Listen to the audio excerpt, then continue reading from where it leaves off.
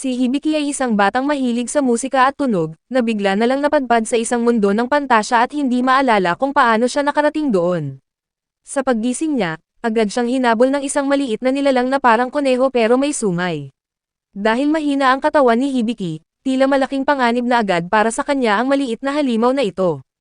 Habang tumatakbo para sa buhay niya, napasigaw siya ng mga tanong at nagulat na lang nang may isang misteryosong boses na sumagot at nagpaliwanag kung ano ang humahabol sa kanya. Dahil sa gulat, nadapa siya at aksidenteng natapakan at napatay ang nilalang. Samantala, may isang magandang elf na naglalakad sa kagubatan at narinig din ang isang boses na nag-uutos sa kanya na pumunta sa silangan dahil may mahahanap daw siyang mahalaga. Buti na lang ay nakaligtas si Hibiki, pero mas lumalabo ang mga tanong sa isip niya, ngunit dahil gutom na siya at sobrang nalilito kaya naisipan pa niyang kainin ang napatay na hayop. Gayunpaman, napansin niya na sumasagot ang boses sa lahat ng itatanong niya. Nang tumingin siya sa langit, sinabi ng boses na ordinaryo lang ito, pero nang tumingin siya sa lupa, sinabi ng boses na ang damo ay bahagi ng isang maze eater. Napagtanto ni Hibiki na baka nakatayo lang pala siya sa ibabaw ng isang dambuhalang halimaw. Pagkatapos ay ipinakita rin ng boses ang status ni Hibiki, siya ay 16 anyos at may trabahong appraiser o tagasuri, na level 1 pa lang at may markang baguhan. Sobrang saya niyang subukan ang kanyang mga bagong kakayahan, pero wala namang nangyari kahit anong gawin niya, bukod sa pagbabago ng itsura ng eksena. Matapos ang sobrang pagkadismaya, sinabi ng boses na nasa loob daw siya ng pagsasanay. Nabuksan din niya ang mapa, pero doon niya nalaman na umiikot lang pala siyang tumatakbo kanina, at nakuha rin niya ang titulong Castaway in Another World. Nang makahanap siya ng daan, may biglang lumabas na dambuhalang aso na handang kainin siya, pero bago pa man ito makalapit, may lumipad na palaso at agad na nagpatumba sa halimaw. Lumingon si Hibiki at nakita niya ang isang napakaganda at matipunong elf na nagngangalang Amalia Steinbert. Ginamit niya ang kanyang kakayahan at nalaman niya na ang magandang mandirigmang ito ay 56 anyos na, at isang tunay na single mom. Ipinaliwanag ni Amalia na swerte siyang nakaligtas sa maze eater dahil karaniwan nitong hinihintay na mapagod ang mga biktima bago kainin. Niyakap niya si Hibiki, pero nagalit ito nang akalain ni Amalia na 11 taong gulang pa lang siya, samantalang 16 anyos naman talaga siya. Pagdating ng gabi ay nagpasya silang magpahinga, at nagulat si Amalia nang malaman niyang wala man lang ideya si Hibiki kung anong pangalan ng kaharian kung saan sila naruroon. Sinabi ni Amelia kay Hibiki na nasa kaharian ng Habarastya siya, na napakalayo mula sa kanyang tahanan. Ibinunyag ni Hibiki na ang mundo niya ay tinatawag na Japan, isang lugar na ibang-iba sa mundong ito. Nang makita ni Amelia na nagbago ang ekspresyon ni Hibiki ay naawa siya, kaya nagpasya siyang samahan ito hanggang sa makauwi ito pabalik sa Japan. Pagkatapos ay natulog na si Amelia habang iniisip si Hibiki, na mukha itong batang walang muwang, pero baka nga siya ang mahalagang bagay na hinahanap ng boses. Nang makatulog si Hibiki ay nanaginip siya ng kakaiba, nasa Japan na siya ulit at nagkwentuhan ng masaya ang mga kaklase niya.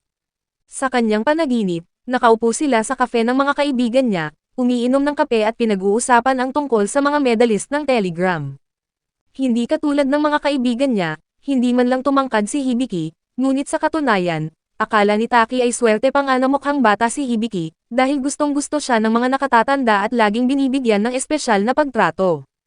Ito ang huling alaala ni Hibiki tungkol sa mga kaibigan at buhay niya sa Japan, at noong bumalik siya sa paaralan para sa huling araw ng pasok, isang maliwanag na ilaw ang biglang humigop sa kanya papunta sa ibang mundo nang walang anumang dahilan. Unti-unting iminulat ni Hibiki ang kanyang mga mata, at nakita niya na parang sumuko na ang mga butones ng damit ni Amelia dahil nakabukas ito. Pero mas inisip pa niya ang pagbabalik sa mga kaibigan niya, kaya tumingin siya sa kalangitan at nakakita ng kumikinang na berdeng bola sa ere.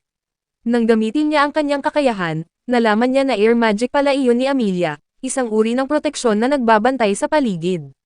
Dahil sa nakita niyang mahika, lalong naniwala si Hibiki na nasa mundo siya ng pantasya, at nang tiningnan din niya ang sarili niyang stats ay nalaman niyang non-combat ang appraiser skill niya. Kadalasan ay nakakakuha lang siya ng impormasyon pero hindi niya alam kung ano ang gagawin niya dito. Pagsikat ng araw, nagising si Amelia at napagtanto niya na ito ang unang pagkakataon na natulog siya kasama ang isang lalaki, kaya mabilis siyang nagayos bago magising si Hibiki. Nagtungo sila papunta sa syudad, at habang naglalakad, nabanggit ni Hibiki na may nararamdaman siyang mga halimaw sa paligid, na ikinagulat ni Amelia. Kahit mukhang walang alam si Hibiki ay alerto pala ito sa kapaligiran, at lalo siyang nagulat nang malaman na gamit pala nito ang world map para makaramdam ng panganib. Mukhang S-rank ang kakayahang ito at napakabihira sa mundong ito, pero minaliit ni Hibiki ang sarili niya, dahil sa tingin niya, wala ring silbi ang makaramdam ng panganib kung hindi naman niya kayang lumaban. Naiinis si Amelia sa batang ito dahil hindi nito alam ang mga sinasabi niya, ang kakayahan na meron si Hibiki ay kahit sinong adventurer ay mag-aagawan para makakuha, ngunit hindi niya ito naiintindihan dahil hindi niya alam kung ano ang isang adventurer. Doon sumagot ang boses at ipinaliwanag na sa mundong ito, ang mga adventurer ay nagtatrabaho para sa guild, pangunahin ng pumapatay ng halimaw at kumukuha ng mga materyales. Sa wakas ay naintindihan na ni Amelia ang ugali ni Hibiki, at hindi siya nag-atubiling tawagin itong tanga na walang alam at walang common sense. Totoo man ang mga salita, masakit pa rin pakinggan, pero binaliktad ni Hibiki ang sitwasyon at sinabihan niya si Amelia na mukhang wala itong kaibigan, dahil kung meron man ay hindi naman ito magiging masama ang ugali. Alam ni Hibiki na nasobrahan siya, kaya pinalitan niya ang usapan at tiningnan ang mapa. May nakita siyang crystal horn rabbit sa malapit, at agad na tumayo ang tenga ni Amelia nang marinig ito. Ang crystal horn rabbit ay hindi lang mahirap hulihin, malaki rin ang kita sa sungay nito, dahil ang kristal sa ulo ng kuneho ay mabebenta sa halagang 200 gold coins, at ginagamit din ito sa iba't ibang potion ngunit sobrang hirap itong hulihin. Nang lumapit sila, naramdaman ni Hibiki na may escape skill ang kuneho para mabilis itong tumakbo, at may detect presence din ito, kaya imposibleng palihim itong lapitan. Buti na lang at nakagamit si Amelia ng magic para tanggalin ang tunog at amoy nila, at sinabi ni Amelia na siya na ang bahalang lumaban habang si Hibiki ay nasa gilid lang at magbibigay ng suporta. Sa katunayan, gustong-gusto ni Amelia na makipag-party kay Hibiki dahil sa galing ng world map skill nito, pero ayaw niyang aminin agad, at gusto niyang si Hibiki ang magsabi na gusto nitong makipag-party sa kanya. Para mapaniwala ito, kailangan niyang magpakita ng lakas, kaya naghanda siya bilang isang spirit archer. Nagpakawala siya at nagpaputok ng napakagandang palaso na ikinamangha ni Hibiki, pero panandalian lang ang kanyang kayabangan dahil mabilis lang tumalon ang kuneho at iniwasan ang palaso, kaya mukhang tanga si Amelia. Ngayon ay parang wala ng pag-asa at handa nang sumuko si Amelia, pero may naisip na plano si Hibiki na baka sakaling gumana, dahil alam niyang kaya ng kuneho na gamitin ang escape skill nito habang umaatake. Mas madaling mapaatake ang kuneho kapag ito ay na-corner o naipit, at sa ganitong paraan ay madali nang hulaan ang galaw nito. Nagdududa si Amelia kung magpapaloko ba ito sa simpleng plano, pero ginamit ni Hibiki ang appraisal skill, at nakumpirma na medyo hangal nga ang nilalang. Ngayon ay sinimula na nila ang plano, at gumamit si Amelia ng mahika para gumawa ng harang sa paligid ng kuneho, at isang daanan lang ang iniwan na bukas. Pumwesto si Hibiki sa harap nito para direktang saluhin ang pag-atake ng kuneho, habang hindi alam ng hayop na nakatago si Amelia sa mga puno, kaya nang malapit na ito, umatake agad si Amelia at tinamaan ng palaso ang ulo ng kuneho. Namangha si Amelia na gumana ang simpleng estratehiya, at nagulat si Hibiki nang tumaas ang lahat ng stats niya kahit hindi naman siya ang pumatay. Malaki ang nakuha niyang karanasan dahil nagsilbi siyang pain at ang gumagawa ng plano, at nang makuha na ang kristal ay tumalon si Amelia sa tuwa, at nakalimutan niyang halos sumabog na naman ang mga butones ng damit niya. Mula sa kung saan, natutuwa ang Diyos na nagpadala kay Hibiki dahil sa ayos ng samahan nila ni Amelia, at pagkatapos noon, nakarating din sila sa lungsod ng Rowell. Dahil sobrang halata at kakaiba ang itsura ni Hibiki, tinakpan siya ni Amelia ng kanyang balabal, at matapos ibenta ang kristal, bibili na sila ng maayos na damit at armas. Iniisip ni Hibiki kung ganun ba kalaki ang halaga ng 200 gold coin sa mundong ito, pero nang tingnan niya ang status, nalaman niyang ang isang gold coin ay katumbas ng 10,000 yen. Napagtanto niya kung bakit ganun na lang ang kagustuhan ni Amelia sa pera, ngunit dahil sa kawalan ni Hibiki ng alam sa sistema ng mundong ito, nag-alala si Amelia na baka lokohin siya ng mga masasamang tao. Pinayuhan niya itong huwag ipahalata na napaka-inosente nito, kung hindi ay malalagay lang ito sa panganib, at sa sakit ng salita ni Amelia, halatang talagang wala itong naging kaibigan kailanman. Pumunta sila sa Adventurers Guild, at nagulat ang mga veteranong adventurer na makita si Amelia na may kasama, at akala nila ay parang nakakatawa ang itsura ng dalawa. Pero may dumaan na dalubhasa at pinatatag ang loob ni Hibiki, sinabihan itong gagaling daw siya sa laban. Nakalimutan na lang ni Hibiki na itinuturing siya ng iba na parang bata, ngunit ang tanging layunin nila ay ibenta ang rare crystal. Lumapit sila sa counter at sinalubong sila ni Jul, ang vice master na may malambot na tenga ng pusa. Hindi mapigilan ni Hibiki ang tumingin sa dalaga, namangha siya dahil totoong may mga babaeng pusa sa mundong ito. Inayos ni Jul ang meeting nila sa guild master, at pagpasok sa opisina, Natulala si Hibiki sa laki ng katawan ng lalaki, at hinubad pa ng guildmaster na si Bals Deliard ang damit para ipakita ang kanyang muscles na kasing laki ng truck. Naging instant fan si Hibiki dahil payat siya at hinding-hindi niya maaabot ang ganong itsura, at dahil sa tuwa ni Bals, nagsimula na siyang magturo ng mga exercise at paano palalakihin ang muscles. Gayunpaman ay pinigilan sila ng dalawang babae dahil nakakabobo na ang usapan at bumalik na sila sa negosyo. Ipinakita ni Emilia ang kristal na mas malaki pa kaysa sa nakuha niya noon, at humanga si Bals at nagalok ng 400 gold coins, pero hindi pumayag si Emilia. Magaling siya makipagtawaran, at sinabi niya na 200 ang presyo nito 3 taon na ang nakakaraan, kaya ngayon ay hihingi siya ng 800 gold coins. Sobrang laki nito para sa budget ng guild, pero napapayag din si Bals na bayaran ito ng 700 gold coins, at siya na mismo ang bahala sa sobrang halaga. Ngayon ay nakuha ni Emilia ang gusto niya, sanang araw ay makita ni Hibiki ang galing niya at pumayag na itong sumali sa party niya.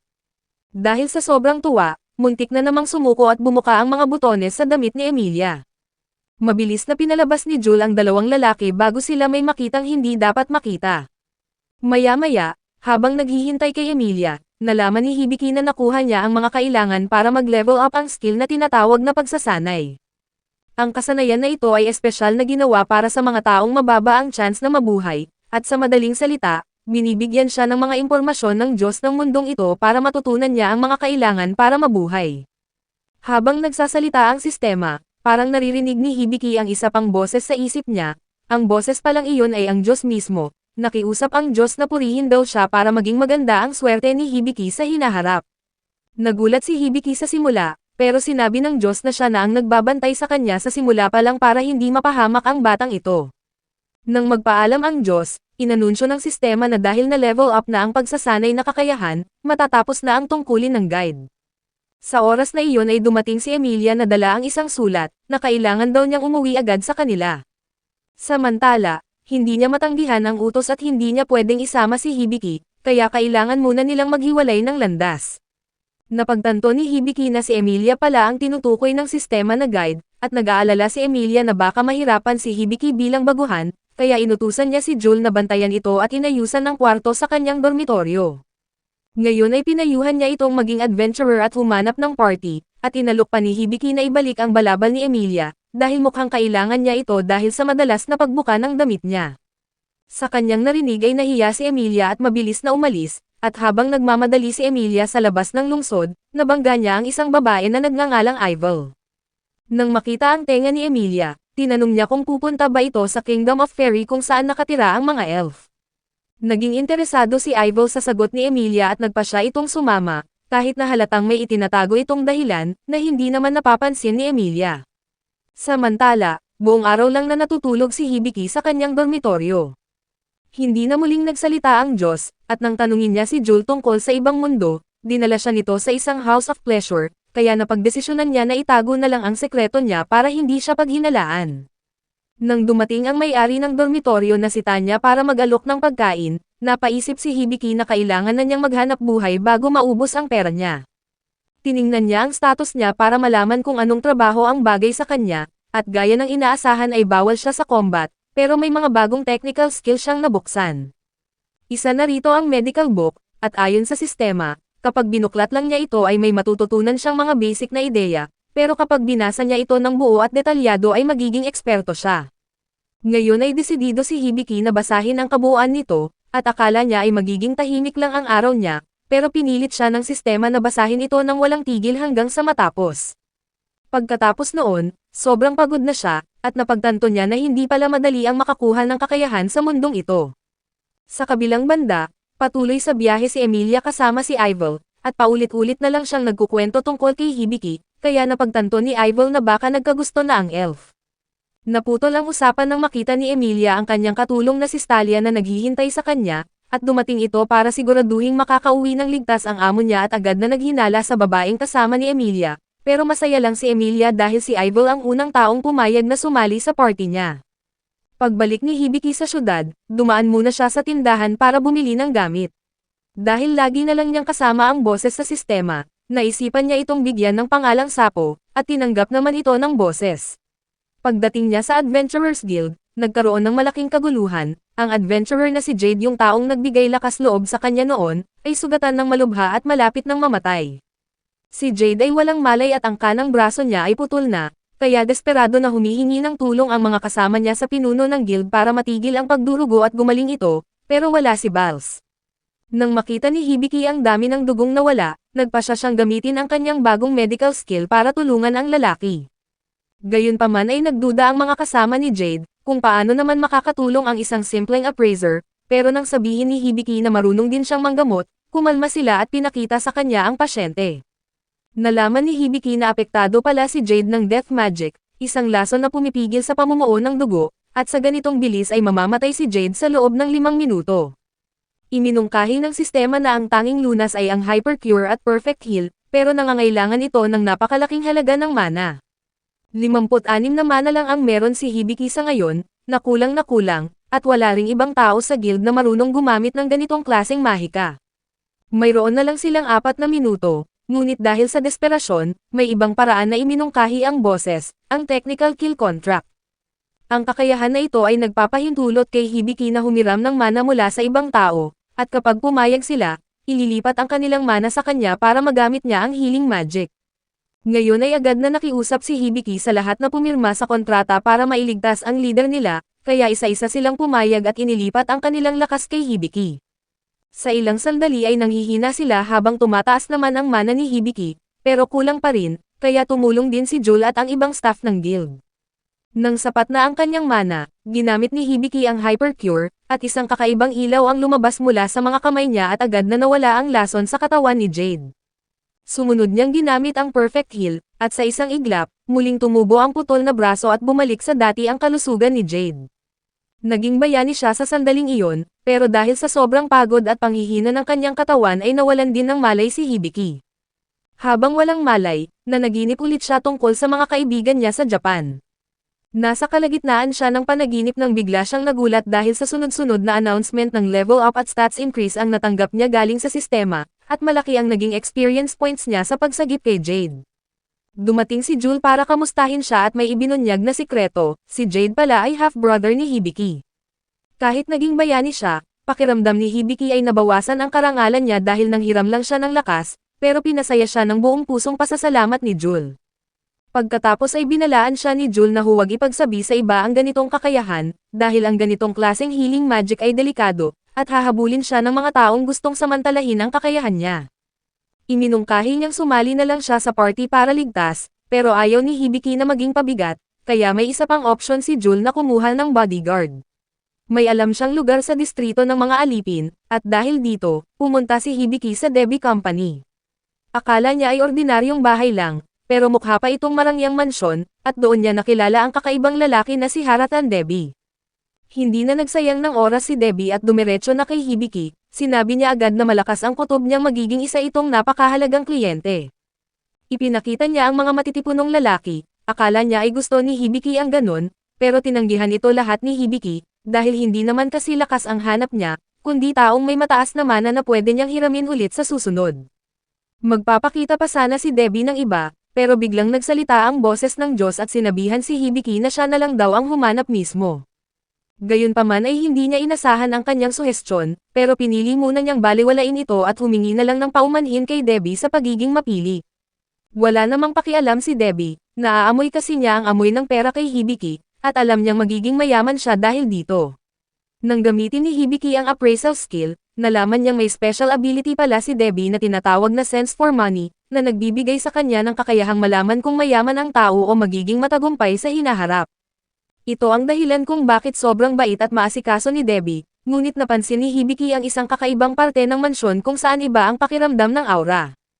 Ipinaliwanag ni Debbie na dito raw nila itinatago ang mga nilalang na hindi pwede sa labanan o hindi na makakauwi sa sariling bansa. Itinuturing silang may kapansanan, pero dito mismo posibleng mahanap ni Hibiki ang kailangan niya. Nagpa siya siyang tingnan ang lugar na ito, at lalong natuwa si Debbie dahil malaking kita ang kahit anong maibenta rito. Habang naglalakad, nakita niya ang isang kulungang puno ng gasgas kung saan naroon ang isang sugatang beastman at isang batang babae.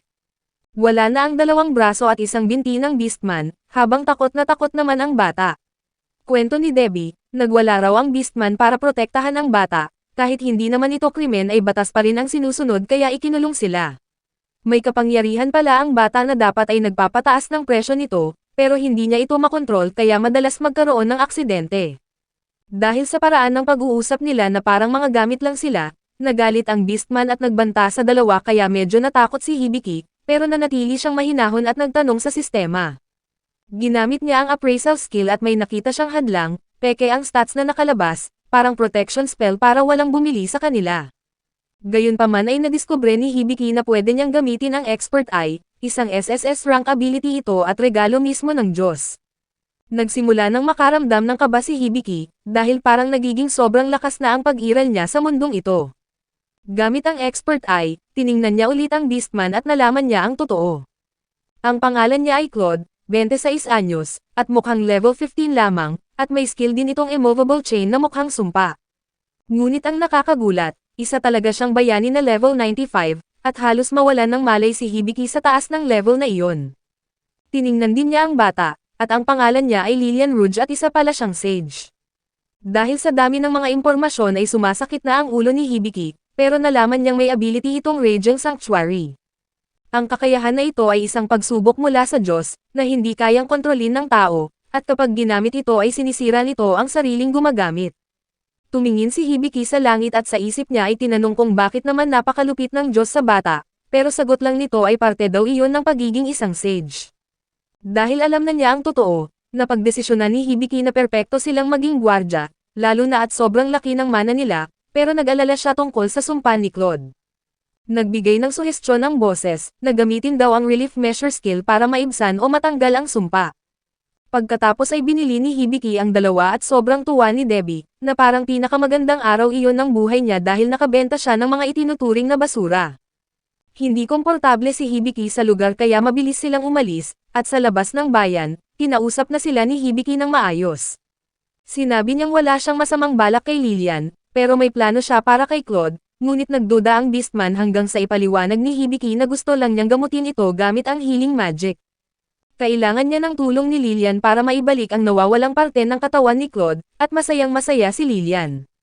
Si Claude na ang nagprotekta sa kanya simula pa lang, kaya gagawin niya ang lahat para makabawi, at agad siyang pumayag sa kontrata at inilipat ang mana niya kay Hibiki.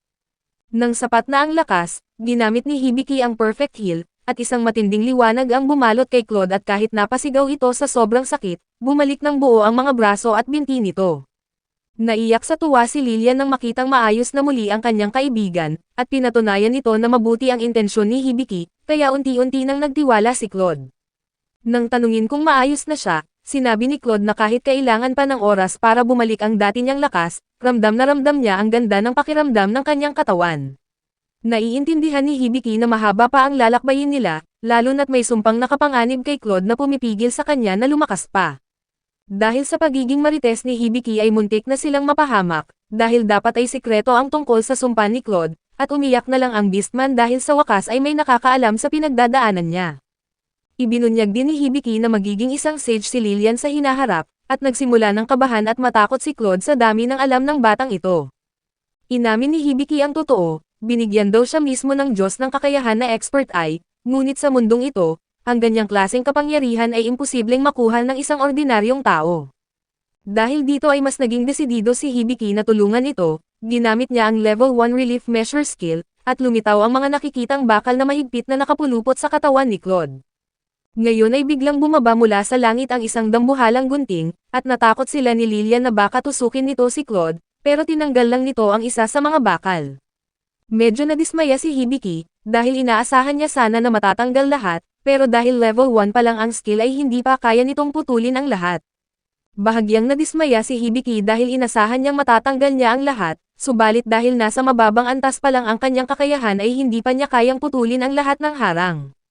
Ngunit para kay Claude ay malaking bagay na ito, at lumuhod siya at humingi ng tawad sa naging ugali niya noong una, at nangako siya na magiging tapat na tagapaglingkod. Dahil sa sobrang tuwa ay hiniling ni Claude na gawin ang Ceremony of Allegiance, isang ritual na gumagawa ng hindi matitinag na samahan.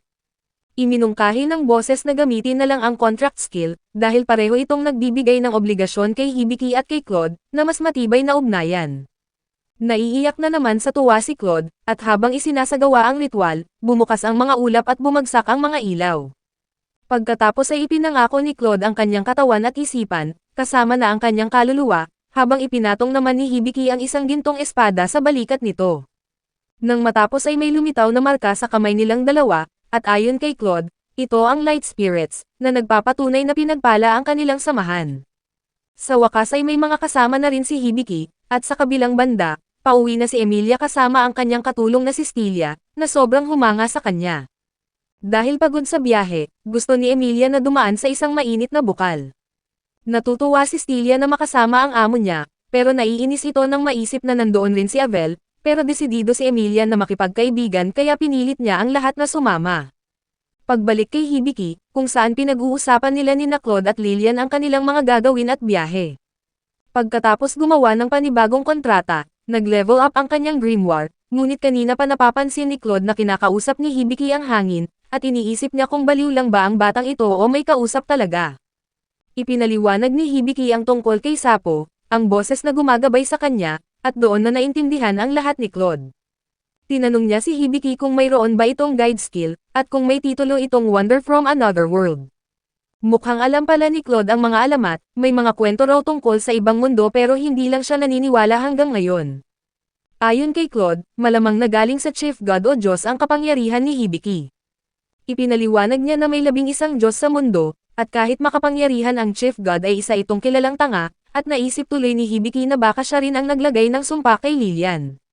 Nang marinig ni Lillian na posibleng patayin siya ng sarili niyang kapangyarihan, tuluyan itong nawalan ng ganang mabuhay at bumagsak ang kanyang loob. Sana pala ay tumahimik na lang si Hibiki, pero huli na ang lahat, ngunit sinabi naman ni Claude na maaaring galing naman sa God of Magic ang sumpa sa bata. Pagdating sa langit, dumating ang God of Magic at galit na galit sa Chief God dahil sa mga pinagsasabi nito. Biglang naging parang arena ang isip ni Hibiki, naririnig niya na binubugbog ng Goddess ang Chief God sa loob ng utak niya, at ibang-iba siya sa kilalang boses, siya ay masungit at mayabang. Ibinunyag niya na siya pala ang nagbigay kay Hibiki ng Grimoire skill para magamit ito sa pagtulong kay Lillian sa hinaharap, pero nilinaw niya na hindi siya ang uri ng Diyos na pwedeng lapitan o ipagdasal ng basta-basta. Pagkatapos magsalita, binalikan niya ulit ang pananakit sa Chief God, habang si Hibiki naman ay nahihirapan sa ingay sa isip niya. Nang kumalma ang lahat, sinubukan ni Hibiki na gamitin ang kanyang bagong Grimoire skill, at sa pagbukas nito, laking gulat niya nang may tumingin sa kanyang isang malambot at maputing pusa. Ang cute na nilalang na ito ay tinatawag na Venny, at siya pala ang mismong Grimoire na nagkaroon ng anyo, pero hindi matapos-tapos ang paghangal ni Hibiki at Lillian sa ganda at lambot ng pusa, dahilan para manghinayang at magselos ng sobra si Claude. Sa bawat haplos ni Hibiki kay Venny, ramdam na ramdam niya ang pagbabago ng aura sa likod niya, parang umiinit ang ulo ni Claude. Nang tumigil sila, ipinaliwanag ni Venny na ipinadala siya ng God of Magic para gabayan at tulungan si Hibiki sa paglalakbay.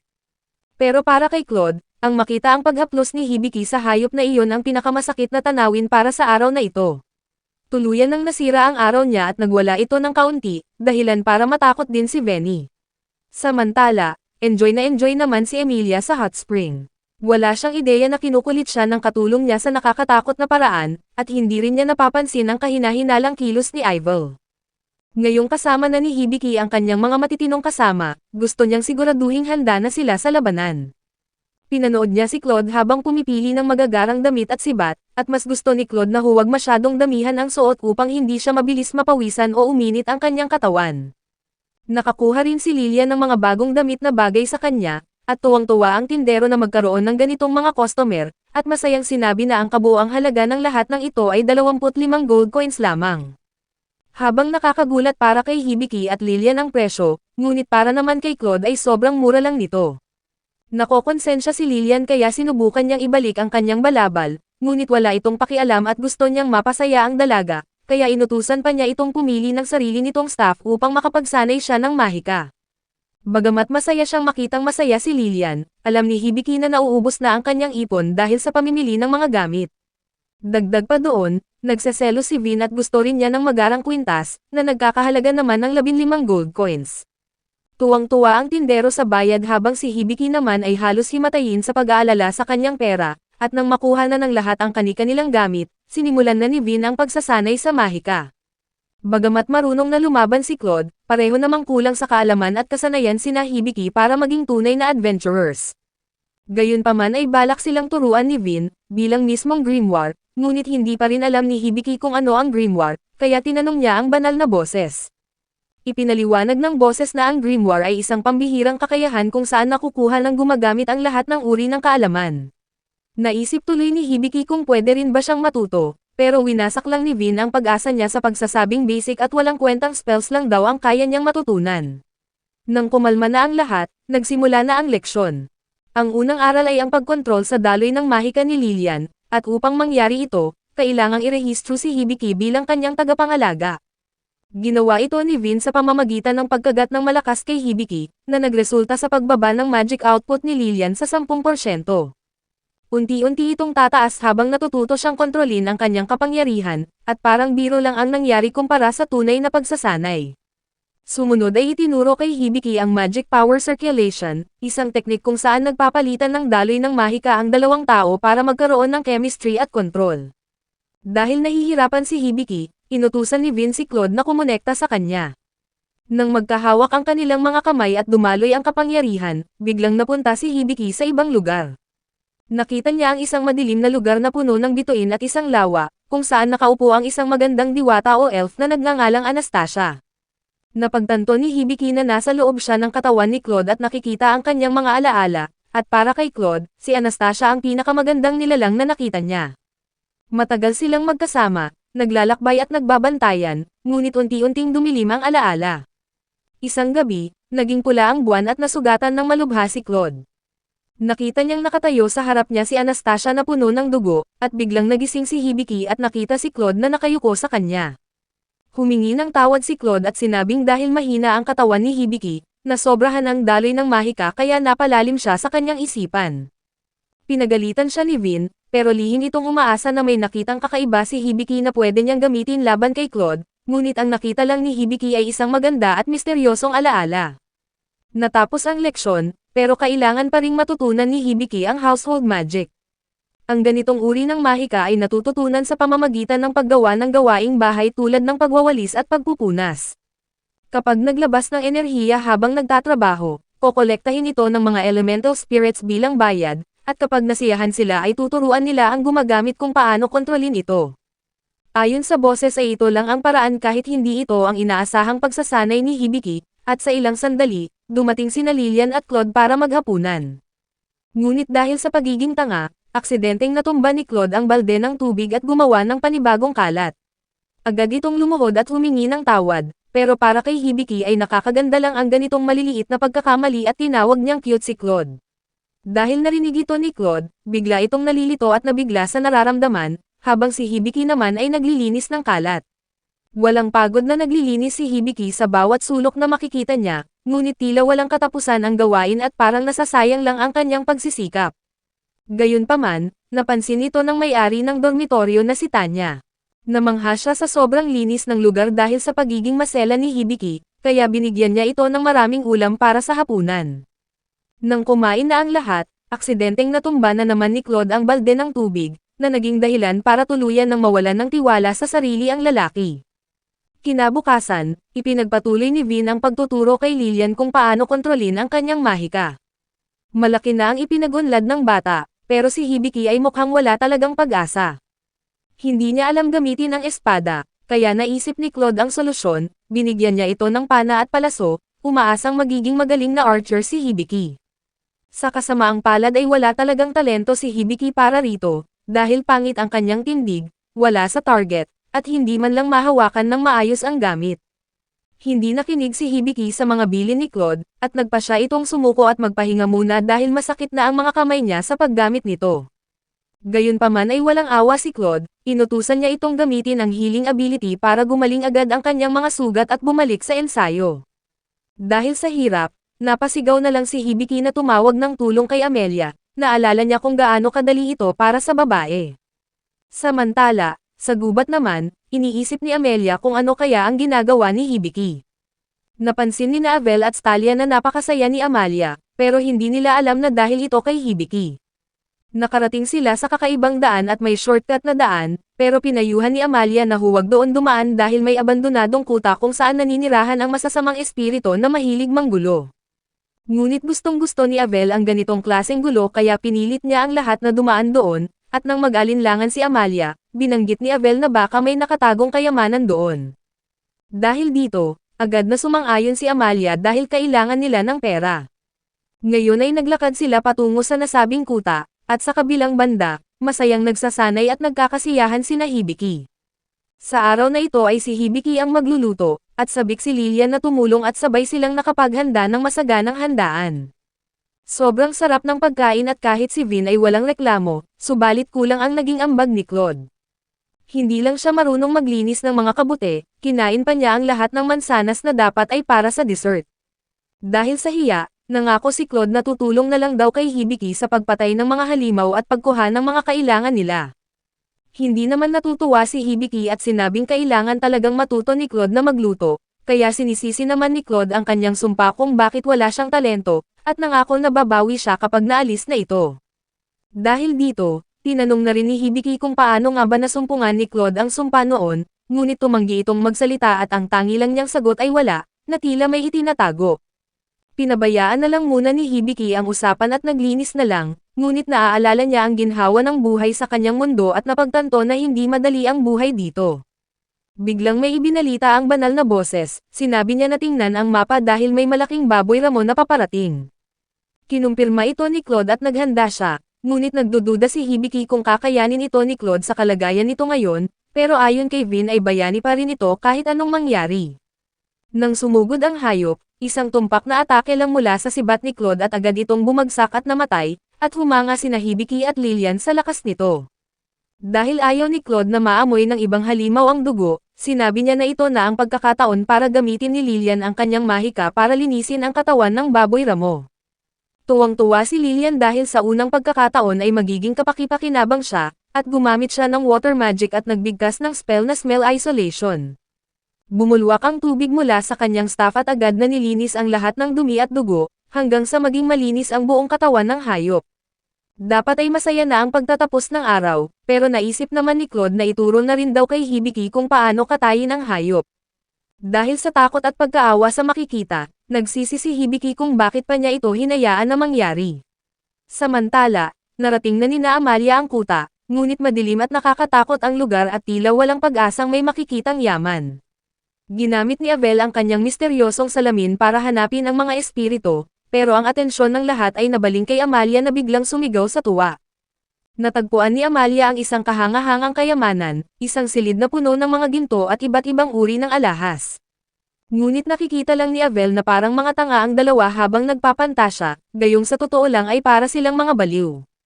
Dahil sa pagkalito at bahagyang pagkainis, ginamit ni Abel ang kanyang kapangyarihan upang palayasin ang mga espiritong halatang niloloko lang ang dalawang hangal na ito.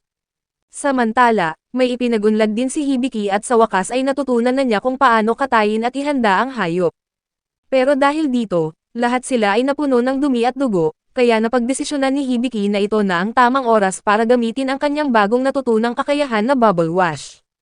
Ang kawawang si Claude ang naging unang test subject, wala siyang magawa kundi tumayo lang habang tinututukan siya ni Hibiki ng mahika na panlinis. Noong una ay parang magiging kapahamakan ang resulta, pero nang pinunasan ni Claude ang mga bula, lumabas na sobrang ganda at lambot ng kanyang balahibo. Hindi lang nito tinulungan si Claude dahil parang binigyan pa siya nito ng panibagong buhay.